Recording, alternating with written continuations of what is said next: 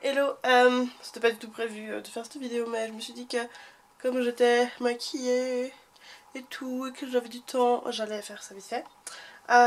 Du coup j'avais juste envie de revenir un peu sur les moments cool de 2020, enfin les moments cool, non parce que ce serait trop difficile, il y en aurait trop, mais un peu mes favoris en fait de 2020. Je vais aller un peu, je sais pas, j'y ai pensé plusieurs fois.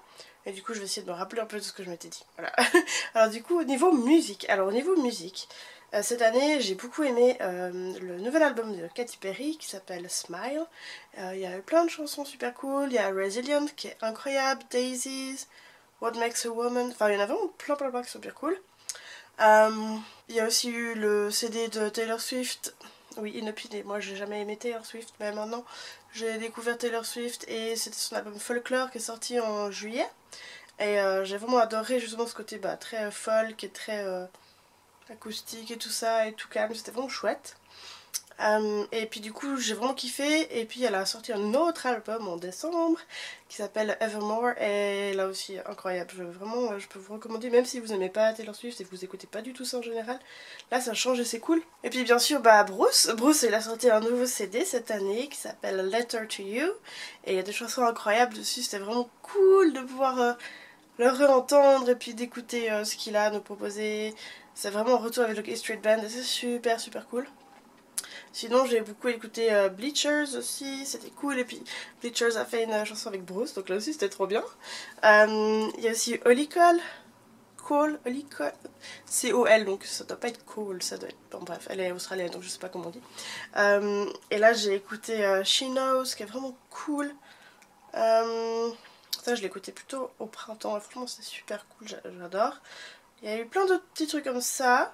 Il y a aussi la chanson de Miley Cyrus qui s'appelle Midnight Sky. Oui, Midnight Sky. Et celle-ci aussi, elle est pire cool. Je l'ai beaucoup écoutée. Donc ouais, c'était une année un peu pop. Étonnamment, c'est pas du tout forcément ce que j'écoute d'habitude. Mais du coup, j'ai bien aimé. Puis pas vraiment Bruce, voilà. Au niveau des livres, cette année j'ai pas mal lu, parce que c'est vrai qu'il y a eu le confinement donc j'ai eu le temps de lire. J'ai lu Love, Simon qui était super cool, c'est l'histoire d'un ado qui est gay, qui échange avec un autre gars, et après tombe amoureux, enfin tout ça, après se rend compte, c'est super cool. Et puis du coup il y a eu la suite, c'était Léa on the Offbeat, et en français c'est Léa à contre-courant. Et puis là aussi c'était super chouette. C'est l'histoire d'une fille donc du coup qui s'appelle Léa et qui est bisexuelle, et puis elle tombe amoureuse d'une fille, tout ça. Et puis c'était pire cool, j'ai bien aimé. Et cet été j'ai dévoré en quelques jours le nouveau Hunger Games qui s'appelle... Comment il s'appelle? Ballad of Snake and... Mockingbirds and Snake... quelque chose... je sais plus. Mockingjay. Bref, non, je sais plus. Le prequel en fait de Hunger Games où ça parle du président Snow qui se passe au temps des 20e Hunger Games. Il me semble, oui, 20e Hunger Games. Et vraiment c'est super intéressant de voir comment c'était à l'époque, de comprendre un peu plus de choses sur le président Snow et puis son personnage qui est super intéressant. Vraiment cool, je recommande, je l'ai vraiment adoré. J'ai lu plein d'autres BD pire cool. Là je viens de lire Peau d'homme qui était super, qui parle un peu d'identité de genre et tout ça. J'ai lu aussi parce que c'est un roman graphique ou une bande dessinée, je sais pas, mais sur Anaïs Nin de Léonore Bischoff, quelque chose comme ça. Je vous mettrai tout en bas parce que là je fais vraiment deux têtes. Hein. Mais oui, il y a un livre sur Anaïs Nin qui était incroyable. Ça fait un petit moment que je m'intéressais à Anaïs Nin parce que Digli, qui est une illustratrice française que j'aime beaucoup. D'ailleurs, j'ai un petit... voilà, ça c'est Digli qui a fait. Et puis elle adore aussi Anaïs Nin, elle en parle beaucoup, et j'avais justement envie en fait de découvrir ça. Et puis le fait de pouvoir découvrir ça en bande dessinée, c'était vraiment intéressant. Ça m'a pas mal remué étonnamment, mais j'aimerais bien le relire, je pense que je relirai un peu, et peut-être que je lirai justement du Anaïs Nin. Je sais juste pas par où commencer parce qu'elle a vraiment été très prolifique dans sa vie, donc je sais pas. Donc au niveau des livres, il y a eu plein d'autres choses, il y a eu plein d'albums pour enfants aussi qui sont incroyables, que j'ai découvert cette année, que j'ai kiffé. Donc oui, vraiment prolifique cette année au niveau de littérature, vraiment cool. Et au niveau des films, au début de l'année je suis allée voir Knives Out au cinéma. C'était vraiment chouette, c'est une espèce de policier un peu à la Agatha Christie ou on est un peu en huis clos comme ça et puis il faut trouver le coupable. Franchement, on n'était pas totalement en huis clos mais il faut trouver le coupable. Enfin c'était vraiment chouette, j'ai bien aimé. Qu'est-ce que j'ai vu d'autre? J'ai de la peine à me souvenir, mais le film que j'ai préféré cette année c'était Portrait de la jeune fille en feu, qui est vraiment super, qui est sorti quoi l'année passée je crois. Je sais plus. Mais c'est un film français. Alors déjà, moi j'aime pas forcément les films francophones. Je préfère les films qui sont justement pas forcément... Enfin voilà, qui sont plutôt américains ou anglais. Et là, c'était vraiment chouette. Il y avait une ambiance vraiment spéciale. Mais en gros, c'est deux femmes qui tombent amoureuses l'une de l'autre. Et il y en a une qui doit faire le portrait de l'autre. Et puis elles échangent justement dans ces moments-là. Et puis après elles tombent amoureuses, tout ça. Puis après, bah, bien sûr, leur histoire, c'est pas possible parce que ça se passe au siècle dernier. Ou il y a 2 siècles. Je sais pas, ouais, ça doit être même avant. Il y a 2 ou 3 siècles. Bref, c'est pas possible à leur époque. Et du coup, elles peuvent pas tomber amoureuses. Elles peuvent pas vivre leur histoire d'amour, tout ça. Et c'était vraiment fort, j'ai beaucoup aimé. J'ai vu le dernier Ken Loach qui est sorti l'année passée, si je crois, qui c'est Sorry We Missed You, et c'est sur le service, c'est pas le service postal en Angleterre, mais c'est le service de livraison en fait de paquets, donc comme DPD ou bien DHL, tous ces trucs. C'était super intéressant de découvrir l'histoire de tout ça, et puis comme d'habitude de voir la précarité qu'il y a en Angleterre. Ken Loach c'est assez un spécialiste pour ça, donc c'était vraiment ouais, c'était un bon film. Pas joyeux, mais un bon film, vraiment, je vous le conseille. Après, c'est vrai que j'ai aussi regardé des séries cette année, chose que je fais pas souvent. Cette année, j'ai regardé 2 séries sur Netflix. La première, c'est The Haunting of Hill House. Et puis, ça, c'est sorti il y a déjà 2-3 ans, je crois. Puis ça se passe, enfin, c'est une histoire de fantômes avec une maison un peu hantée. Mais en même temps, ça fait peur, oui. Alors franchement, oui, ça fait un peu peur. Mais il n'y a pas de moments glauques ou gore ou bien de moments qui font sursauter. Et ça, j'apprécie. J'apprécie les films qui sont inquiétants mais qui ne font pas sursauter parce qu'il n'y a rien de pire qu'un film voilà, qui va vraiment mettre plein de choses pour nous faire sursauter. C'est vraiment chiant ça. Mais du coup, j'ai vraiment beaucoup aimé. Il y avait des personnages vraiment bien développés. On suit vraiment une bonne trame. Vraiment, ouais, j'ai vraiment trouvé cool. Et puis j'ai eu la chance parce que quelques semaines après, il y a la saison 2 qui est sortie. Enfin, c'est pas vraiment... Enfin, si vous voulez, c'est la saison 2, mais ça ne se suit pas, c'est pas du tout la même histoire. Par contre, c'est les mêmes acteurs. Ça, j'ai trouvé cool aussi de retrouver les acteurs dans d'autres personnages. Et puis vraiment, c'était vraiment une bonne expérience. Et ça, c'était The Haunting of Bly Manor. Et ça, c'était encore mieux. C'était incroyable. Et vraiment, je crois que cette série, elle m'a vraiment aussi bouleversée sur plein de points. Parce que c'est beaucoup de... c'est très... comment dire? Il y a beaucoup de narration par rapport à la vie, à ce qu'on... Voilà, aux expériences de vie, à ce qu'on expérimente dans la vie. Là aussi, c'était pas glauque. Enfin oui, c'était un peu bizarre. Mais il n'y a pas non plus de trucs où il faut sursauter et tout ça. Et puis c'est vrai que c'est intéressant aussi socialement en fait.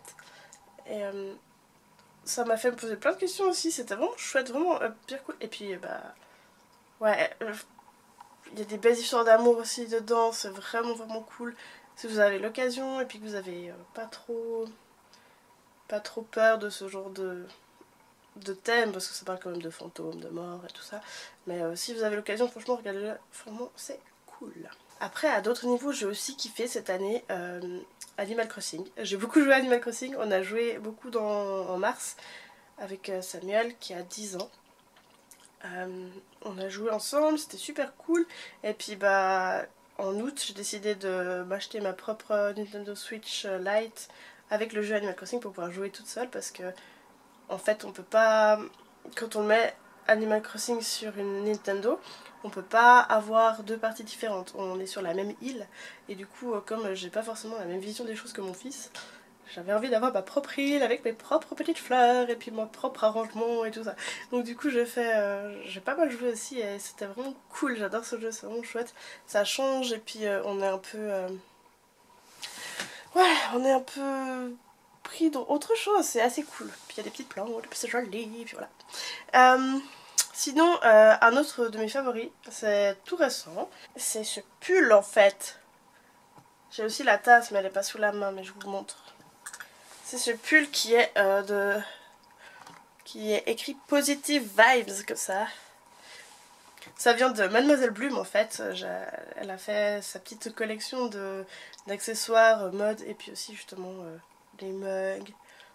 Et puis, enfin il y a des t-shirts, des pulls, des mugs et puis je crois des habits pour chiens aussi.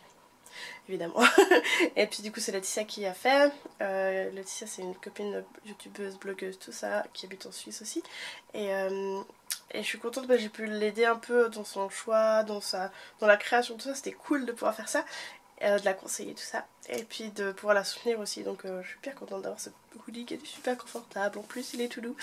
Ouais, c'est pire cool. Quand j'y suis, il y a un autre truc qui est hyper pratique que j'ai kiffé cette année, c'est des petits papiers en fait qui enlèvent le surplus de gras qu'on a sur le visage. C'est vrai que je l'utilise d'habitude beaucoup en été parce que c'est là que ma peau elle est toute grasse, mais comme cette année on a dû porter un masque quasiment 12 heures par jour, ma peau elle a pas trop apprécié ça, donc le matin c'est toujours bien d'enlever le surplus de gras, tout ça. Voilà. Et puis sinon j'ai beaucoup apprécié cette année de pouvoir trouver du temps pour être avec les gens que j'aime, c'était vraiment cool. J'ai aussi... je suis assez fière de moi parce que j'ai réussi à finir ma formation de marketing et communication. C'était pas gagné parce que c'était pas incroyable. Et puis en même temps j'ai quand même réussi à faire ça malgré tout. Je suis contente parce que j'ai trouvé un nouveau job. Je suis contente parce que Arthur a commencé à parler et il nous fait des super phrases maintenant. On peut avoir des super conversations avec lui, c'est super cool. Il y a Samuel aussi qui a lu tous les Harry Potter cette année et qu'on a regardé tous les films du coup. Ouais, franchement c'était une bonne année, j'ai eu des moments incroyables, que ce soit pour mon anniversaire, ou bien juste comme ça avec des amis, en famille aussi. Ouais, je suis assez contente finalement, bien sûr qu'il y a eu des moments difficiles cette année, ça c'est clair, que ce soit par rapport à la pandémie ou d'autres choses, mais globalement franchement je vais garder que des bons souvenirs de 2020. Que des bons souvenirs, majoritairement des bons souvenirs de 2020 et puis c'est pour ça que j'avais aussi envie de faire cette petite vidéo et puis je crois qu'elle est elle sort un peu de nulle part mais on s'en fiche, c'est pas grave, c'est aussi ça qui fait du bien. Alors du coup moi ça m'intéresserait aussi de savoir ce que vous avez aimé pendant 2020, ce que vous avez fait qui était cool, qu'est-ce que vous avez découvert, qu'est-ce que vous avez regardé, qu'est-ce que vous avez lu, qu'est-ce que vous avez écouté. Dites-moi tout ça dans les commentaires parce que j'adore vous lire et puis vous pouvez aussi venir échanger avec moi en privé hein, sur les réseaux sociaux, il n'y a pas de souci, je suis là. Et puis moi je vous souhaite une bonne année aussi parce que maintenant qu'on est en 2021 il va y avoir du changement, j'espère, on peut que l'espérer. Et puis je vous souhaite vraiment d'accueillir cette nouvelle année dans la joie et puis que je pense à vous. J'espère que vous allez bien et j'espère que vos proches aussi vont bien. En attendant que tout ça soit derrière nous, accrochons-nous, on va y arriver. Et voilà, c'est un petit message d'espoir comme ça que je vous envoie pour la nouvelle année. Et moi, je vais vous dire à très bientôt. On se retrouvera dans une nouvelle vidéo ici sur la chaîne. Allez, ciao ciao!